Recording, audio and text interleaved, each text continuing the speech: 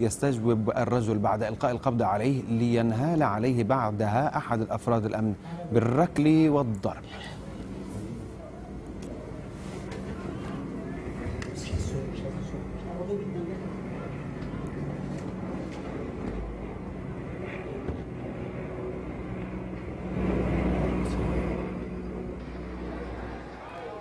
كما تظهر صور من مدينة ناصر في محافظة بني سويف بثها على الإنترنت ناشطون، صور لرجال بعضهم بزي شرطة وآخرون بزي مدنيين يطلقون النار على المتظاهرين من على مبنى مركز شرطة ناصر. يذكر أن عدد من مؤيدي الرئيس المعزول خرجوا أمس في المدينة في مظاهرة احتجاجا، ونشاهد رجل شرطة يرتدي كان ملابس مدنية فوق ملابسه العسكرية.